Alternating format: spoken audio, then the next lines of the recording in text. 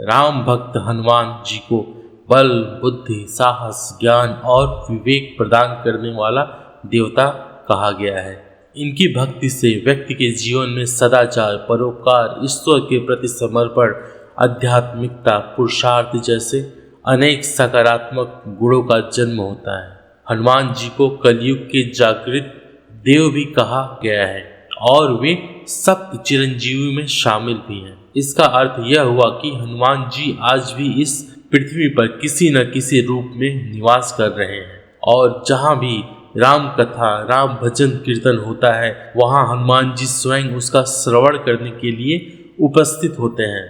हनुमान जी को अष्ट सिद्धि और 9 निधियों का दाता कहा गया है।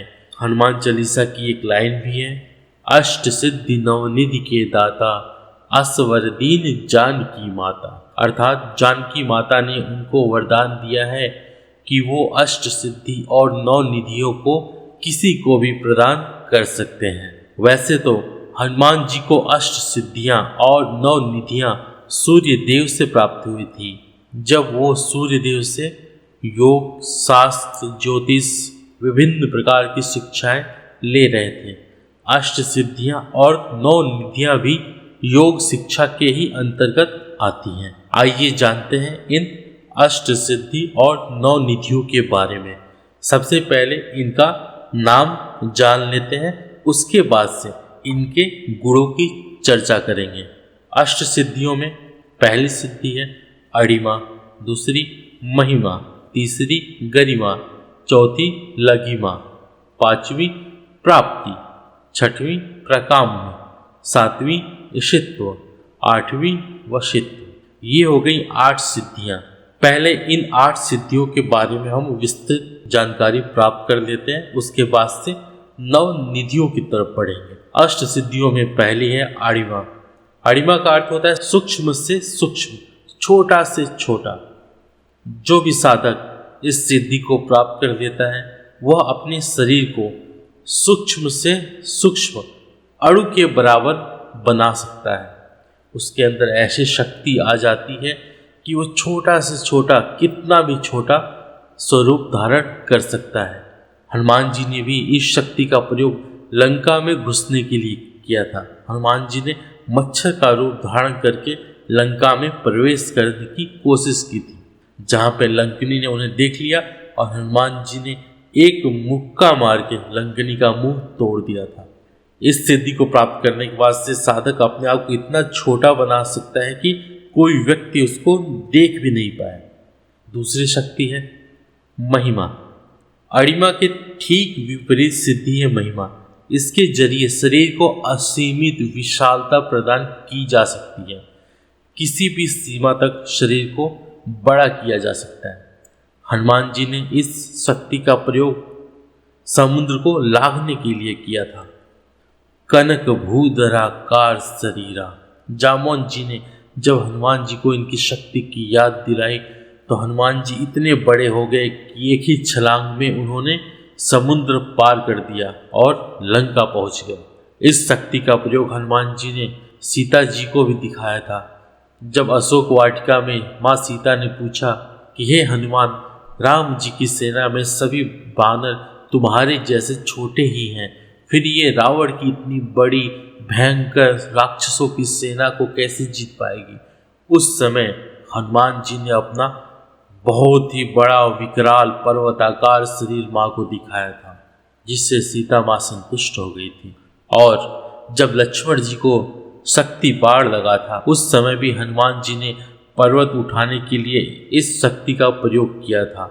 वो इतने बड़े हो गए कि पर्वत उनकी हथेली में आ गया और वो पर्वत को अपने हाथों में उठा के आकाश मार्ग से उड़ते हुए सूर्योदय के पहले ही लंका पहुंच गए।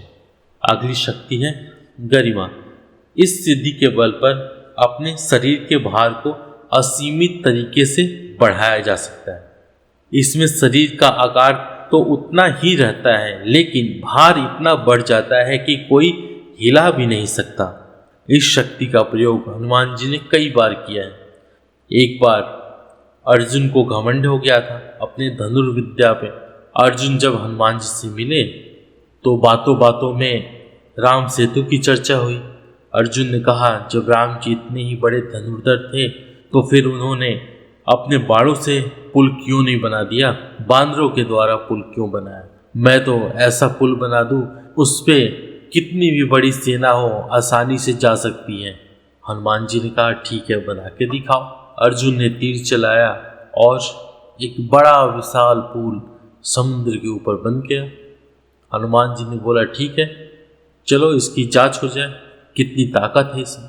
हनुमान जी ने अपने शरीर का वजन बढ़ाया और पुल पे कूद पड़े। कूदना था कि पुल टूट गया। हालांकि ये कहानी काफ़ी लंबी है, लेकिन इसमें हनुमान जी ने अपनी शक्ति का प्रयोग किया था। लघिमा। गरिमा के ठीक विपरीत लघिमा में शरीर का भार लगभग खत्म कर दिया जाता है, जिससे शरीर इतना हल्का हो जाता है कि वायु से भी तेज गति से उड़ा जा सकता है। व्यक्ति पानी के ऊपर भी चल सकता है, वायु में आसानी से उड़ सकता है, तैर सकता है। इस शक्ति का तो हनुमान जी ने सबसे ज़्यादा प्रयोग किया है, आकाश मार्ग से एक जगह से दूसरी जगह यात्रा करने के लिए। अगली शक्ति है प्राप्ति। इस सिद्धि में साधक अदृश्य होकर बिना रोक टोक किसी भी स्थान पर जा सकता है। दीवारों के उस पार भी जा सकता है, इस पार भी जा सकता है, उसको कोई भी देख नहीं सकता। हनुमान जी ने इसका भी कई जगह प्रयोग किया है। कलयुग में भी वो इस शक्ति का सबसे ज़्यादा प्रयोग करते हैं। अगली शक्ति है प्रकाम्य। इस सिद्धि के बल पर किसी दूसरे व्यक्ति के मन की बात को समझा जा सकता है। सामने वाला व्यक्ति क्या सोच रहा है, वह क्या चाहता है, आपके पास किस उद्देश्य से आया है, यह सब प्रकाम्य सिद्धि से संभव हो जाता है। हनुमान जी किसी के भी मन की बात पहले ही जान जाते थे, लेकिन लीलावश वो ऐसा व्यवहार करते थे कि उनको कुछ ज्ञात ही नहीं है। अगली सिद्धि है ईशित्व। इस सिद्धि के जरिए ईश्वर के समान पद पाया जा सकता है। जिसके पास यह सिद्धि होती है, संसार उसकी पूजा करता है। हनुमान जी के पास यह सिद्धि थी, लेकिन हनुमान जी ने इसका कभी प्रयोग नहीं किया। वे हमेशा राम जी के भक्त बन के ही रहे। फिर भी संसार में आज हनुमान जी की पूजा होती है। अगली सिद्धि है वशित्व। इस सिद्धि के जरिए किसी को भी अपना दास बनाया जा सकता है। जिसके पास यह सिद्धि होती है, वह किसी को भी अपने वश में कर सकता है। तो ये थी 8 सिद्धियां।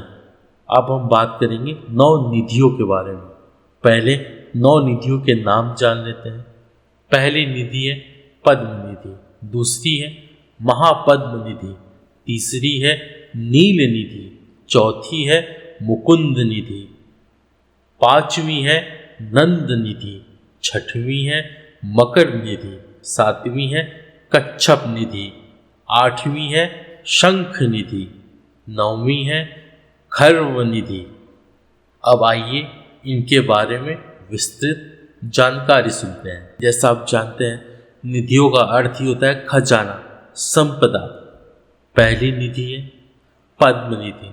इस निधि से सात्विकता के गुणों का विकास होता है। ऐसा व्यक्ति स्वर्ण, चांदी आदि का संग्रह भी करता है और दान भी करता है। दूसरी निधि है महापद्म निधि। ऐसे व्यक्ति की धार्मिक भावनाएं बहुत ही प्रबल होती हैं। उसमें सात्विकता के साथ धर्म का भी समावेश होता है। वह धर्म के अनुसार अपना जीवन निर्वहन करता है। धन संपदा उसके पास तो होती ही है, वह उनका उपभोग धर्म के अनुसार करता है। अधर्म में कभी भी उसकी रुचि नहीं होती है। अगला है नील निधि। जिसके पास नील निधि होती है, ऐसा व्यक्ति सात्विक रहता है और उसके पास कभी धन की कमी नहीं होती है। साथ ही साथ 3 पीढ़ियों तक वह संपत्ति बनी रहती है। चौथी है मुकुंद निधि। इससे रजोगुण का विकास होता है। राज्य संग्रह में व्यक्ति लगा रहता है। धन संपदा तो उसके पास रहती है, लेकिन दान देने की प्रवृत्ति थोड़ी सी घट जाती है। अगली निधि है नंद निधि। जिसके पास नंद निधि हो उसमें राजस और तमो गुणों की अधिकता होती है। वह स्वयं के लिए ज़्यादा धन इकट्ठा करता है और वह अपने धन का उपयोग स्वयं और परिवार के लिए करता है। अगली निधि है मकर निधि। जिसके पास मकर निधि हो वह विशाल शस्त्रों का संग्रह करता है। उसके पास विभिन्न प्रकार के अस्त्र शस्त्र आयुध आ जाते हैं। अगली निधि है कच्छप निधि। जिसके पास कच्छप निधि हो वह अपनी संपत्ति का सुखपूर्वक भोग करता रहता है। वह आवश्यकता से अधिक कभी भी खर्च नहीं करता है। अगली निधि है शंख निधि। इस निधि का धारक व्यक्ति अतुलनीय संपत्ति का मालिक होता है, किंतु यह निधि एक पीढ़ी के लिए ही होती है, उसके बाद से यह समाप्त हो जाती है। अगली निधि है खर्व निधि। खर्व निधि जिनके पास हो वह विरोधियों और शत्रुओं पर विजय हासिल करता है। उसके सामने कोई भी शत्रु चाहे वो कितना भी बलशाली क्यों न हो टिक नहीं पाता है। ऐसा व्यक्ति हर प्रकार के शत्रुओं को आसानी से ही परास्त कर सकता है।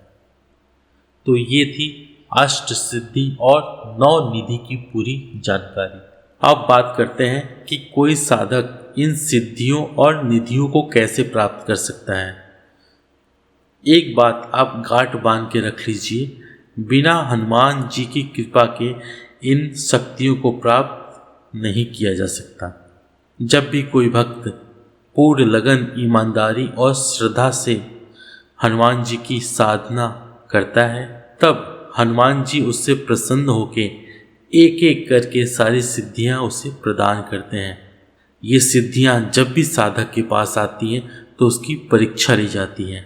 अगर साधक उन परीक्षाओं को पास कर लेता है तो वो सिद्धियां उसके पास रुक जाती हैं, अन्यथा वो सिद्धियां वापस चली जाती हैं। अतः जिन जिन साधकों को ये सिद्धियां मिली वो गुप्त रूप से इनका उपयोग स्वयं और समाज के कल्याण के लिए करते हैं, और जिन साधकों ने इन सिद्धियों का दुरुपयोग किया उनके पास से ये सिद्धियां स्वतः ही गायब हो गई। आप अगर इन सिद्धियों को प्राप्त करना चाहते हैं तो पूर्ण लगन और ईमानदारी से हनुमान साधना कीजिए। याद रहे, परीक्षा में आपको शक्ति का प्रलोभन, धन का प्रलोभन, विभिन्न प्रकार का लालच दिया जाएगा। अगर आप उनको पार कर लेते हैं तो निश्चित रूप से ये सिद्धियां आपकी हो जाएंगी।